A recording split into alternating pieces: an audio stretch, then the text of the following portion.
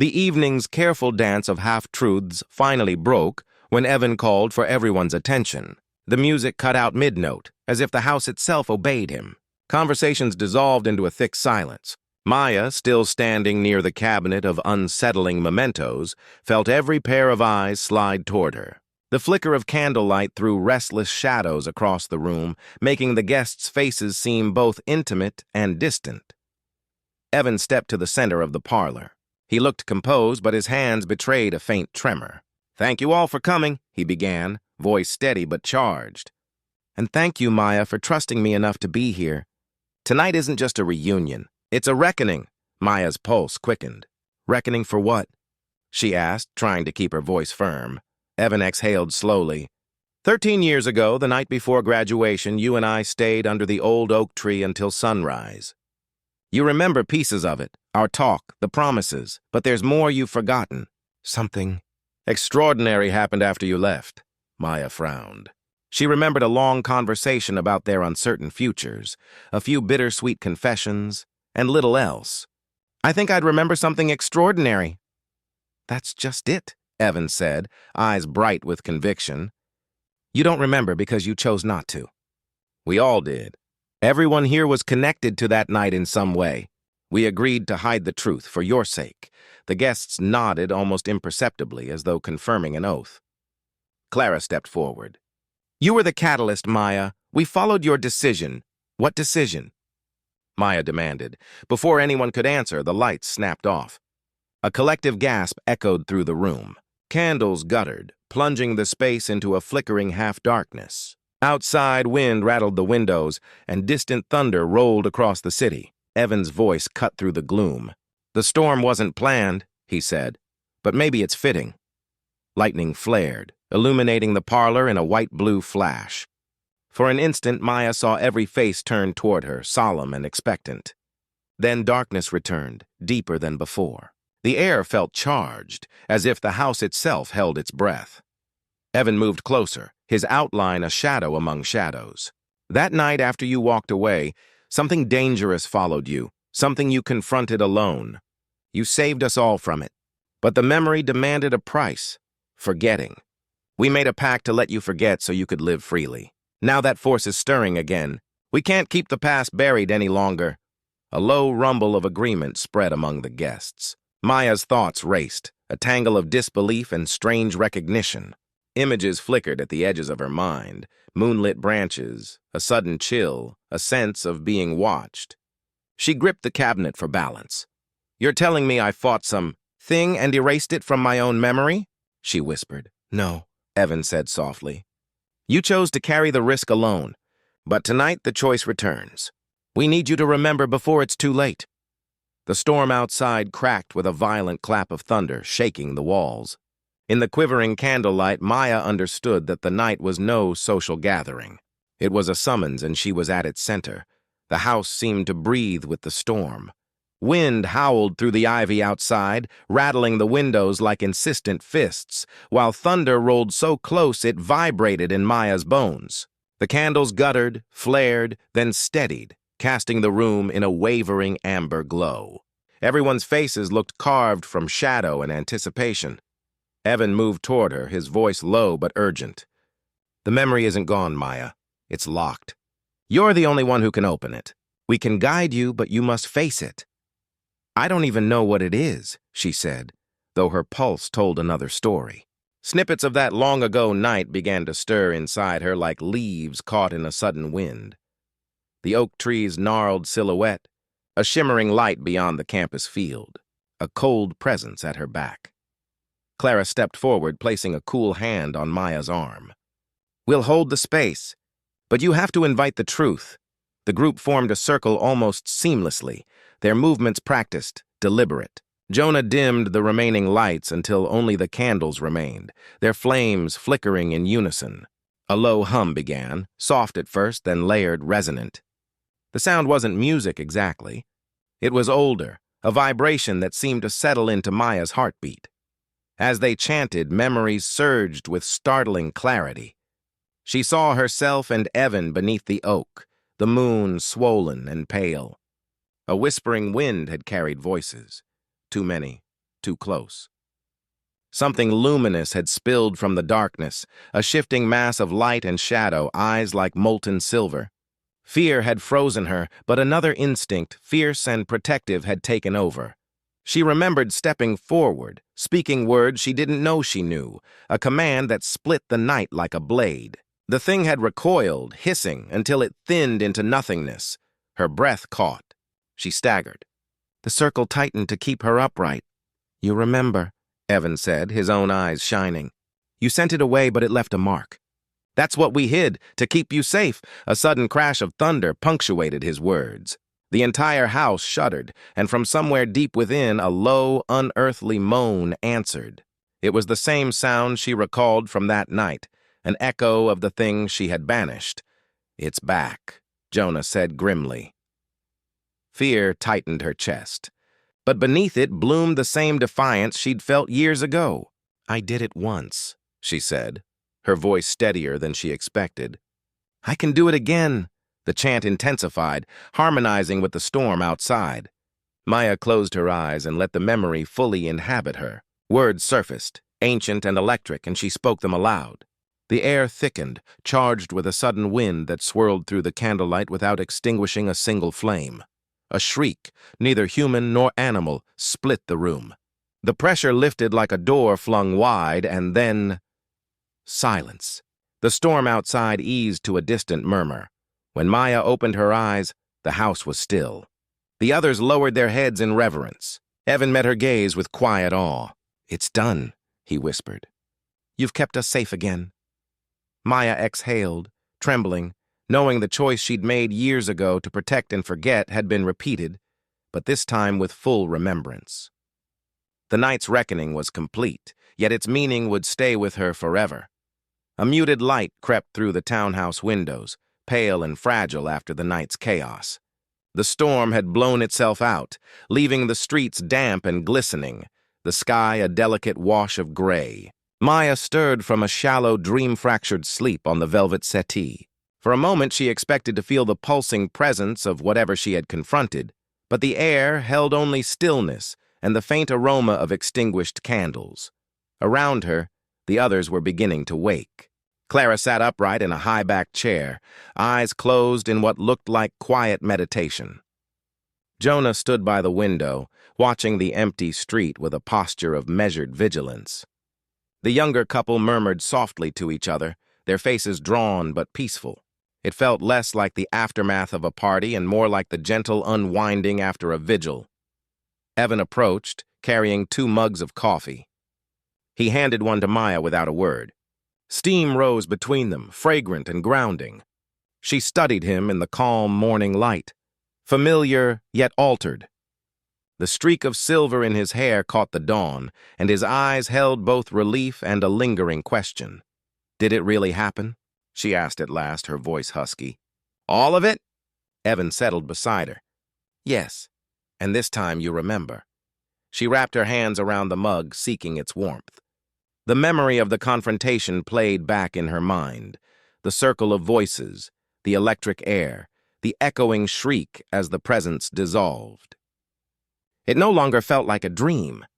Details sharpened, the taste of ozone, the ancient syllables that had poured from her mouth as naturally as breathing. What once would have seemed impossible now felt undeniable. "What happens now?" she asked quietly. "That's up to you," Evan said. "The choice was always yours. We hid the past to give you freedom. Now you can keep the memory or let it fade again. We won't bind you either way." She considered the weight of remembering. For years she'd built a life untouched by that hidden night, career, friendships, simple joys. Yet beneath it had always been a restlessness she couldn't name. Now she understood why. Knowledge carried a burden, but also a strange liberation. Forgetting again felt like stepping back into a smaller version of herself. Maya looked around the room. The others were watching her with quiet respect, not expectation. They too seemed changed, like actors after a final curtain, relieved and contemplative. She realized they had all protected her not out of duty, but out of trust. "I'll keep it," she said finally. "The memory. The truth. It's part of me." A slow smile spread across Evan's face.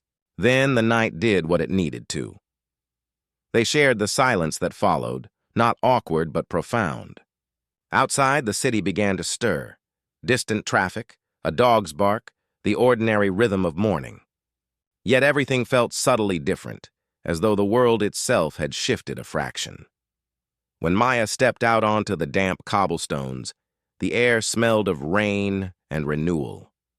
She no longer felt the gnawing emptiness she'd carried for years. The mystery wasn't a threat anymore. It was a piece of her own story reclaimed. The night had changed her, but not with fear, with clarity. And as she walked toward the waking city, she knew she would never forget. Maya had just settled into her usual Friday evening routine when the unexpected message arrived. She was curled up on her couch with a cup of mint tea, the soft hum of the city outside her apartment window, when her phone buzzed with a name she hadn't seen in years, Evan Langley. The sight of it jolted her more than she cared to admit. College memories, some warm, some complicated, flashed through her mind. They hadn't spoken since graduation, and even then their friendship had ended on a note of unfinished conversations. She hesitated before opening the text. "Hey Maya, it's been a while. I know this is sudden, but I'd love for you to come over tonight. I have something important to share. It would mean a lot if you came." The message was polite, even warm, but something about the phrasing, "important to share," "mean a lot," felt heavier than a casual reunion. Maya reread it twice, her pulse quickening. What could be so urgent that Evan would reach out after all these silent years? And why tonight without warning? Her first instinct was to decline. The week had been exhausting. Late nights at work, a difficult client, and a looming deadline. She told herself she wasn't in the mood for nostalgia or surprises. But curiosity has a way of softening resolve. Evan had always been a little enigmatic. Brilliant, funny, but prone to sudden bursts of intensity. Back in college, he could talk anyone into an adventure with just a few words. Maya caught herself wondering if this was one of those nights again. She typed a polite excuse. "Sorry, I'm swamped, maybe another time," but didn't hit send. Instead, she stared at the blinking cursor. Another memory surfaced. The last evening they spent together, sitting under the old campus oak tree, sharing secrets they promised never to repeat. She had almost forgotten that night, yet the recollection now glowed in her mind like a signal flare. After a long pause, she texted back, "Sure. What time?" Evan's reply came instantly. 8. Can't wait to see you." Maya sighed and set her phone down. The decision was made, but unease lingered. She moved through her apartment, distracted, trying to choose an outfit that felt casual but not careless. Why was she worrying about her clothes for an old friend? Why did it matter so much? The questions followed her as she applied a touch of makeup and slipped on a soft charcoal sweater. Outside, a thin mist settled over the city, blurring streetlights into halos. As she locked her door and headed toward the subway, Maya felt a prickle of anticipation, a quiet sense that she was stepping into something more than a simple get-together. She couldn't name it, but the night seemed charged, as if the air itself carried a secret. The neighborhood grew quieter as Maya walked the final stretch toward Evan's address. The mist that had begun earlier in the evening had thickened into a silvery haze, softening the outlines of street lamps and muting the city's usual clamor. Her phone's map led her to a narrow, cobblestoned lane she didn't remember existing, a little pocket of old-world charm tucked between modern apartment blocks. At the end of it stood a tall, ivy-covered townhouse with amber light glowing from its windows. A brass number plate gleamed under the porch lamp, 27. She checked the address again.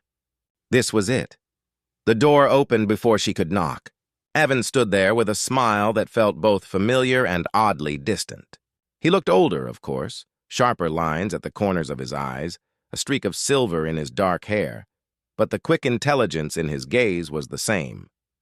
"Maya," he said warmly, almost with relief, and ushered her inside. The interior surprised her. She remembered Evan as a minimalist back in college, someone who barely decorated his dorm room. This house, however, felt curated to the last detail. Warm light from scattered candles flickered against deep plum walls. Antique mirrors reflected glints of gold and copper. Paintings, strange, abstract swirls of color and shadow, hung in deliberate asymmetry. A faint scent of sandalwood drifted through the air, mingling with the sound of a low, rhythmic jazz piece playing somewhere beyond the hallway. "This place is incredible," Maya murmured. "I've been collecting," Evan replied with a half-smile. "Come meet everyone." "Everyone?" She hadn't expected a crowd. Following him through a wide archway, she entered a spacious sitting room where half a dozen people mingled. Some perched on velvet chairs, others stood by a long oak table laden with wine and finger foods. They looked like a curated mix of personalities, an elegant older woman with silver hair and a sharp, assessing gaze, a young couple whispering together, a tall man in a tailored suit swirling a glass of red wine as though he owned the place. Evan introduced them by first names only, Clara, Victor, Simone, Jonah, but offered no explanation of how they knew him. Each guest greeted Maya warmly enough, yet she felt their subtle appraisal as though she were the evening's final puzzle piece. As conversation flowed, a pattern emerged that unsettled her. The guests spoke in polished fragments, stories that ended just before their point, anecdotes that hinted at shared experiences she couldn't place. Whenever she approached a group, their words slowed or stopped entirely, replaced by knowing smiles. At one point, she caught the tall man watching her with a faint, unreadable grin, only to look away when she met his eyes. Even the house seemed to participate in the quiet strangeness. The music shifted without anyone touching a device, as if sensing her movements, smooth jazz sliding into a haunting piano melody when she crossed the room. Once, a candle guttered out just as she passed, plunging a corner into sudden darkness. Maya sipped her wine, heart beating faster. She'd come expecting a simple reunion, perhaps a personal confession.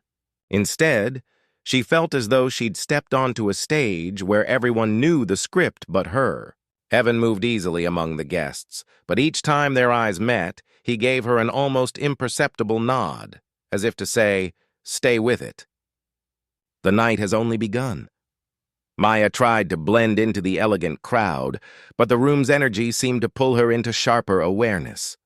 Every laugh sounded slightly rehearsed. Every glance held an extra beat of scrutiny. She moved toward a side table to set down her glass, hoping for a moment of quiet, when something unexpected caught her eye. A photograph in a small silver frame. It was unmistakably her. The image showed Maya at 20. Seated on the worn steps of their old college library. She recognized the day instantly, late spring just after finals, a moment she thought no one had captured. In the picture, she was laughing with her head tilted back, sunlight cutting through her hair. She remembered Evan being nearby that afternoon, but she'd never seen a camera, never posed. Her breath caught. How had Evan obtained this photo, and why display it here in a room full of strangers? Before she could process the question, Clara, the poised older woman, appeared at her elbow. "That was a good year for you," she said softly, her tone more statement than compliment. "A turning point," Maya startled. "Excuse me, do we know each other?" Clara's eyes glimmered. "Not directly, but we've all heard of you." She gave a knowing smile and drifted away before Maya could respond. A chill prickled down Maya's spine. "Heard of me?" She scanned the guests. Conversations paused again as she looked around, like ripples following her gaze. The tall man, Jonah, she recalled, offered a small, almost conspiratorial nod. She crossed to Evan, who was arranging more candles on the mantel. "Why is there a photo of me here? Who are these people?" Evan's hands stilled, but he didn't answer right away. "They're friends," he said finally, his voice low. "And the photo, it's part of the story I'm going to tell tonight. Just trust me for a little longer." "Trust you?" Maya whispered sharply. "You invite me out of nowhere and surround me with strangers who know things about me. You owe me more than that." Instead of replying, Evan gestured toward a tall cabinet in the corner. "Look inside, if you want to understand more." Reluctantly, she approached the cabinet. Its glass doors revealed a collection of objects, a weathered leather-bound book, a pressed flower under glass, a vintage watch. Each item stirred a vague recognition, echoes of places she'd been, people she'd met. On the second shelf rested a seashell identical to one she'd lost years ago during a trip to the coast. She reached out but stopped short of touching it. Behind her, murmured conversation resumed, yet now it carried an almost ritualistic cadence. Words floated to her ears. Tonight. Finally. Her choice. The fragments tightened her chest. Maya turned back to Evan, heart pounding. He met her gaze steadily, almost pleadingly. "It's not a game," he said softly. "Everything will make sense soon." But the room's atmosphere, thick with candle smoke and whispered secrets, told her that making sense might mean uncovering truths she hadn't realized she'd hidden. The night, she sensed, was no longer about a casual reunion. It was about her in ways she couldn't yet name.